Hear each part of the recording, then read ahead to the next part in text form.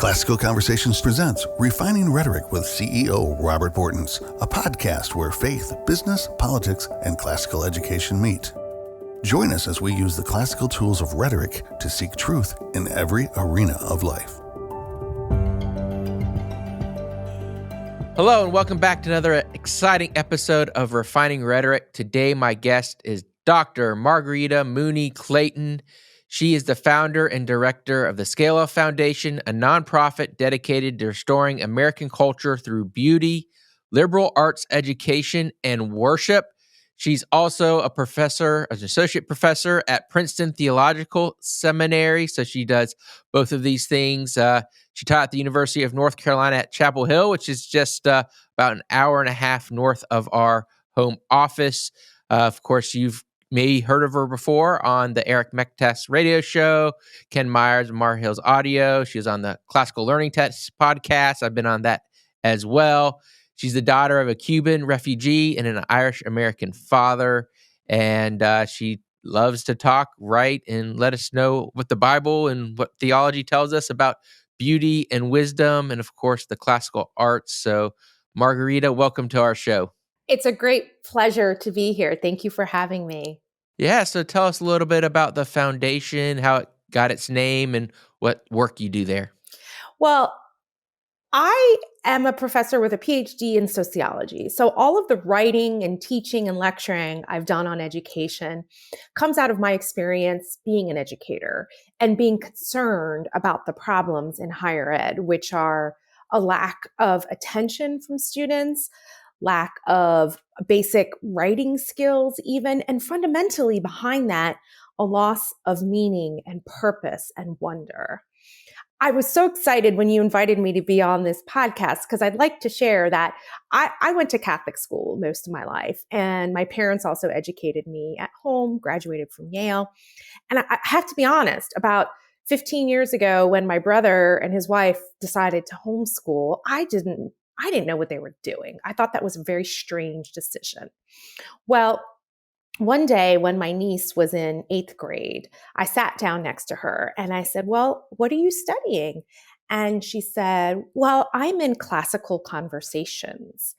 And I said, "Classical conversations? What's that?" And she opened up her computer and started showing me her reading list and her syllabi and the questions she was getting into on the nature of the human person and what the Bible says about who we are and how that's connected to history and to literature. And she was reading Jane Austen and talking with her friends about these books about virtue. And I just thought to myself, I was wrong. There's really something amazing here in this homeschool curriculum. And I saw in her this desire to learn, this eagerness to connect her faith to every subject, and this sense that she had a mind given to her by God, but she needed to encounter the truth being presented to her through centuries, millennia of tradition that's been lived in her community and most importantly, in her own home by her parents.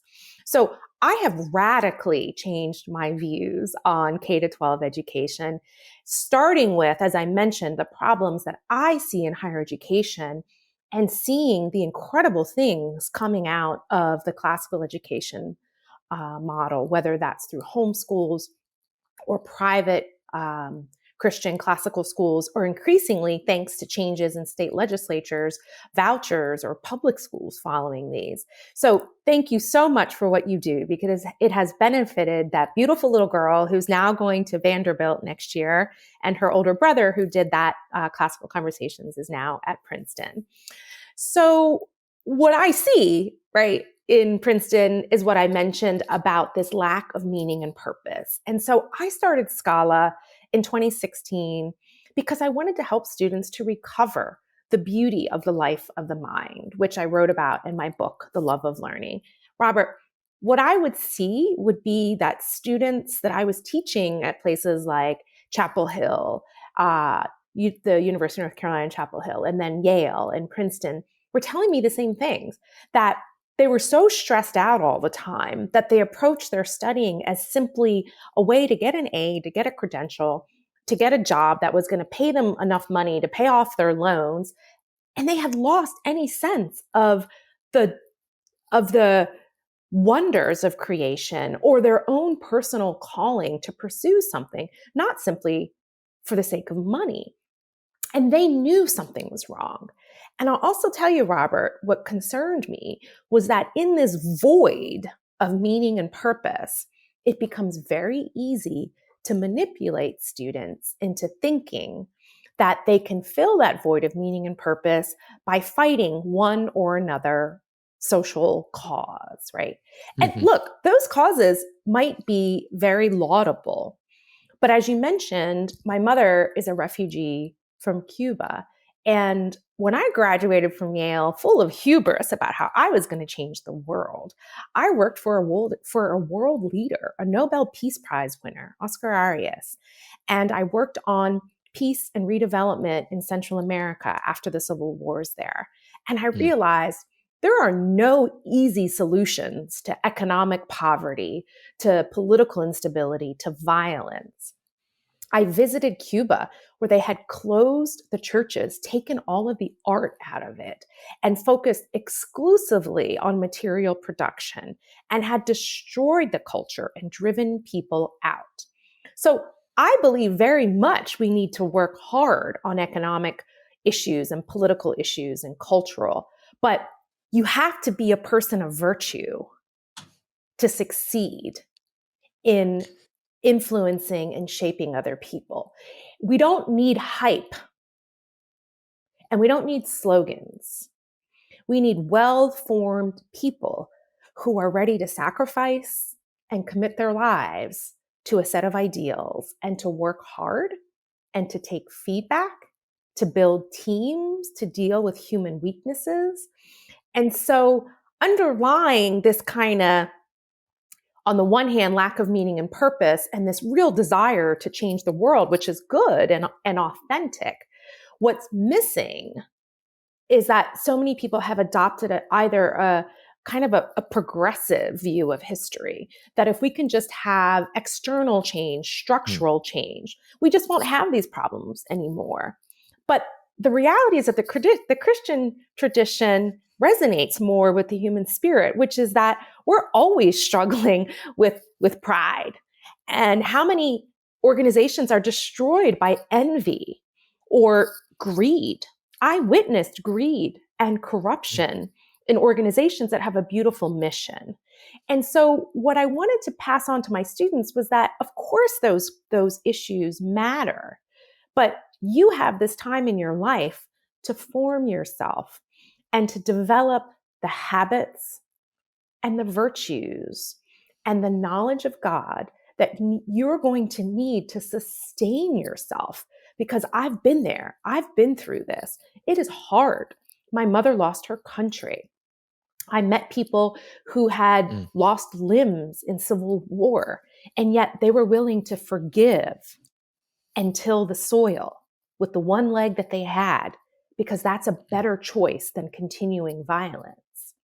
And so a lot is at stake in how we educate the next generation, which is why I believe so much in what you're doing.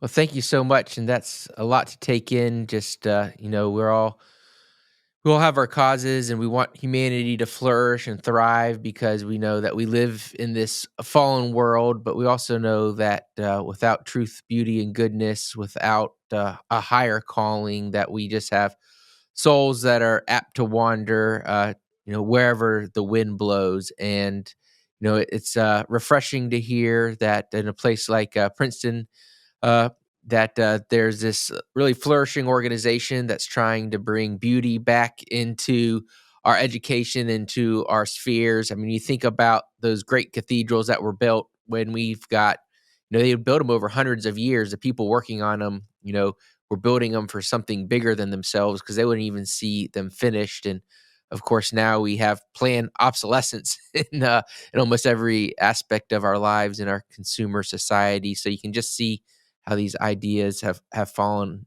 on hard times. And I think we can see in society that our hearts are yearning for something like this, but our educational experts have really kind of failed us by really denominating us as economic engines whose sole purpose is to either feed corporate America or feed the state in order to, do some sort of goals that are beyond ours, and we're just some sort of cog in a wheel. So what has your research shown? What are you seeing coming out of K-12? There's a lot of exciting things coming with the classical renewal. And, I'd love to hear your perspective on being a college professor at some of these amazing, historically amazing institutions. Uh, are our students getting any better? Do we have a dawn on the horizon, or is it going to continue to get darker? The trends I see in the Ivy League, right, is that a lot of Ivy League students, thanks to you, are coming through these classical conversations, as I mentioned, like my nephew. Now, I'm not saying that to be successful in life, you have to get into the Ivy League. I don't mean that. But it's like, as the classical learning test has shown, right? Students coming out of a classical education are going to be some of the best college students we have. So the acceleration in classical education that we've seen in the last 10 years, I want to say, is the result of an incredible amount of hard work in prior decades with small groups of churches and families who were doing this on their own, who were fighting, as you know, to make homeschool legal in some states. When I was growing up, it wasn't legal in most states. Right. And now we're actually reaching this point. Robert, I was just out in Indiana where they passed a voucher program that is like $6,000 per child, and the local classical school is $7,000. And so now families are relocating to states that have those programs and have those kinds of schools because it's good for their children. And because they know. And so I think we're going to see an acceleration. Finally, there's a validation through groups like Classical Learning Test. There's a validation that this model works. And I can tell you the validation is, what are those students like in the classroom? What are they like as your teaching assistant or as your research assistant? And so, again, I think when it comes to classical education, there's a bit of a debate. It shouldn't be a debate, but is it about what's learned? I don't think it's really that. It's about the kind of person you're forming. And the idea is that certain kinds of knowledge, which have been passed on through tradition, the great works of scripture, the great works of literature, the great works of music and art, the appreciation of nature, the ability to see patterns in nature, that's an ability of the human mind, not a tool. The tools don't tell us what are the patterns. They can only give us like sensory data. We need the human mind to actually discern the patterns in nature. And so, but all of that, Robert, can be done in a form of education that directs people to use it to an evil end. So we have to direct all of our knowledge and skills towards the proper ends. This is what Jacques Maritain wrote about in his book, Education at the Crossroads. He's someone I refer to a lot because there were great systems of education under the Nazis and the communists in Russia. But directed to what? To building up regimes that were totalitarian and denied their people basic freedoms. In Cuba, sure, they went around and did literacy and they did universal education, but they destroyed the churches and they took the art out. And as this one homeschooled 9-year-old said to me recently, why would they take out art from churches and close the churches? And I said, well, because they didn't want you to listen to anybody but them. They didn't want to acknowledge that there's a higher power. And so, again, I think classical education is about forming a virtuous person. And that's where I think the model really stands out. It's the integration of those forms of knowledge, and it's the acknowledgement that we are fallen and broken and need God's grace. And students who've had that academic preparation and that spiritual preparation, what I argue, this is what my research has shown and what my experience has shown, is that it's the combination of those two things that is incredibly powerful.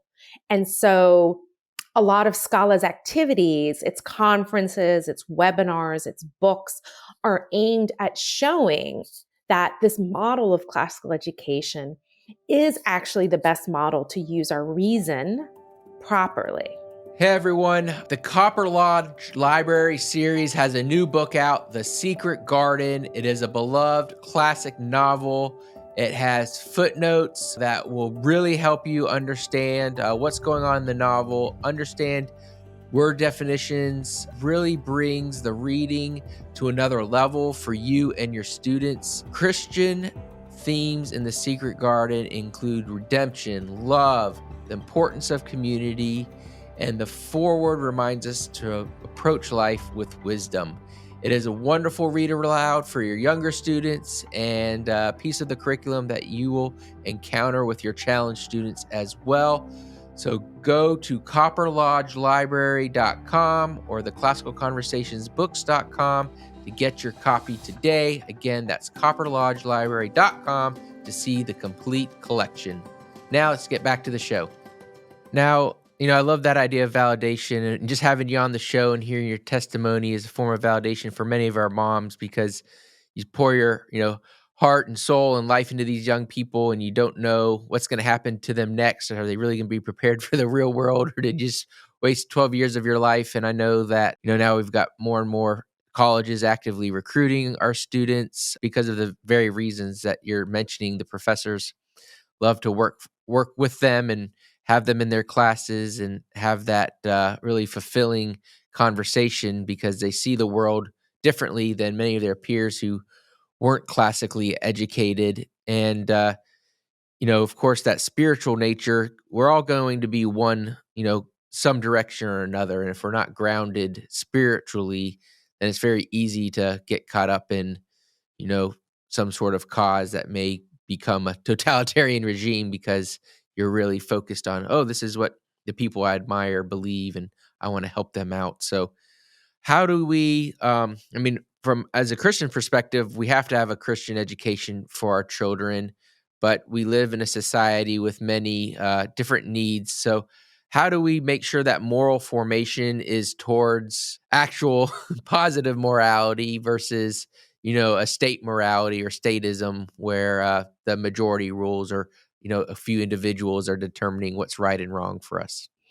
Well, what I love about classical conversations, and the reason that I founded Scala, is that students really are dying to learn from exemplars, from real people.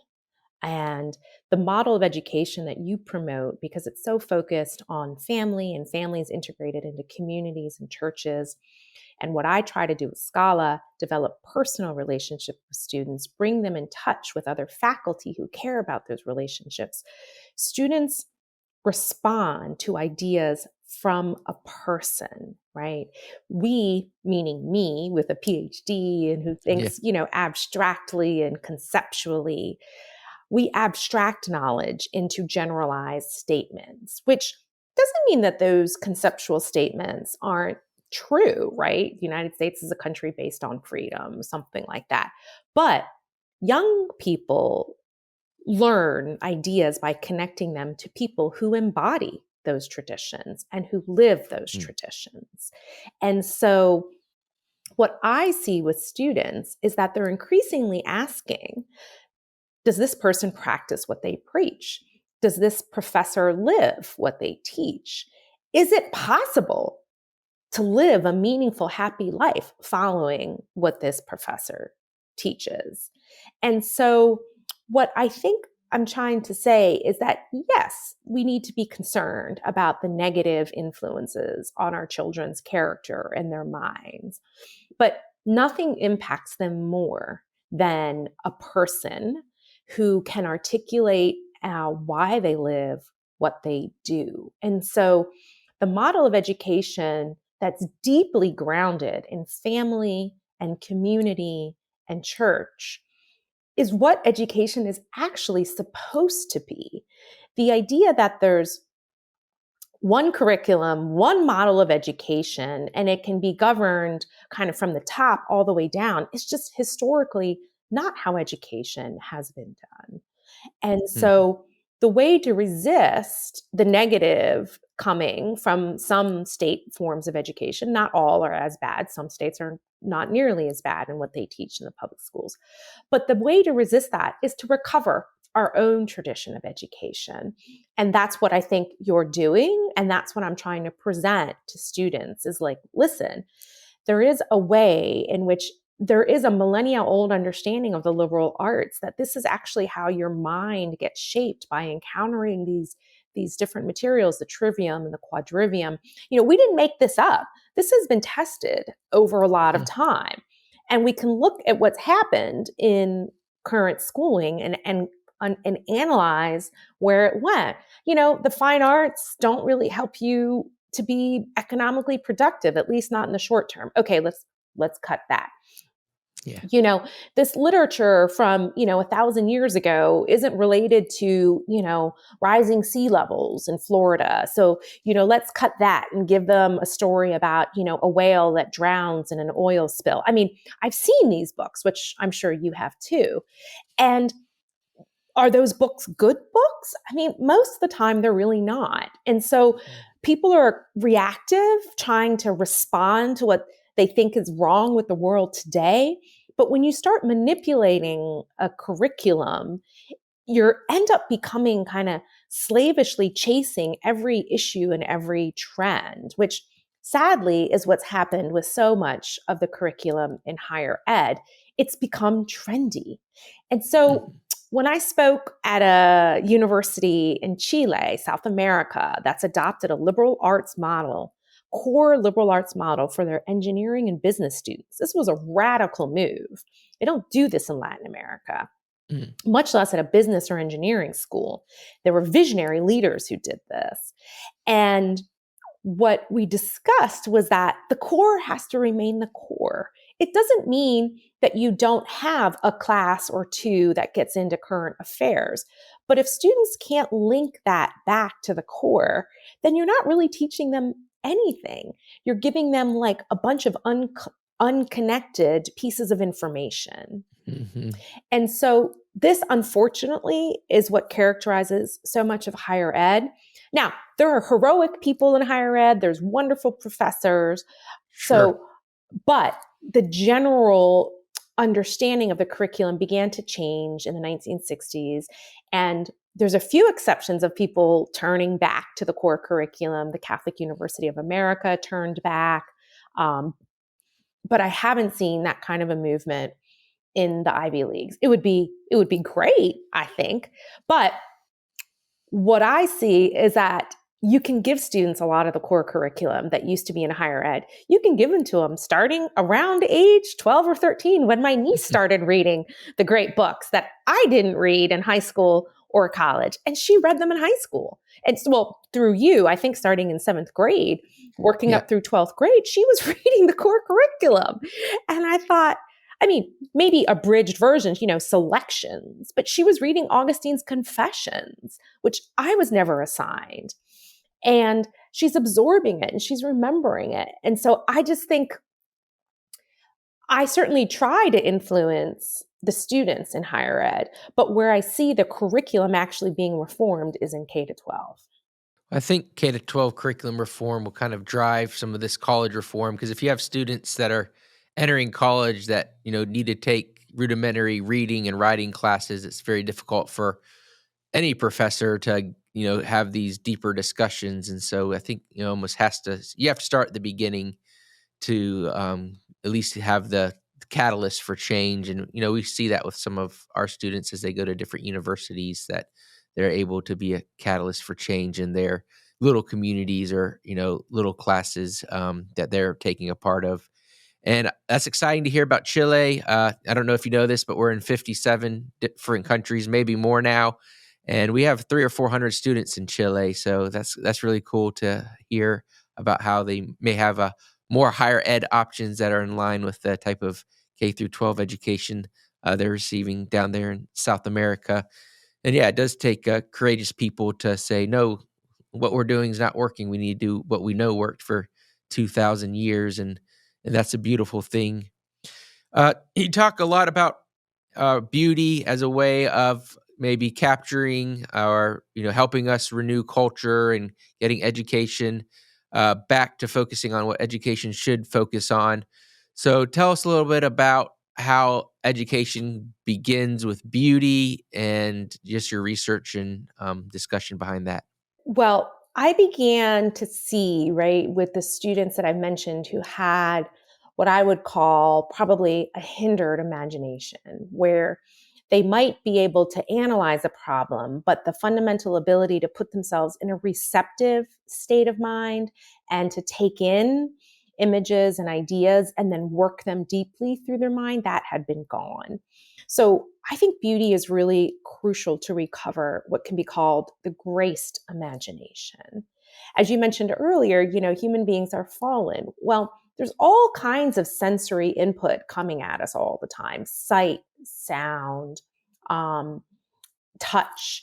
And I have to admit, I used to think being educated meant reading more philosophy. And what does sight and sound and touch have to do with being educated? Well, I learned through some of the visits I did with classical schools, I learned about people like Charlotte Mason and nature walks, touching things in nature, feeding our reason through the senses.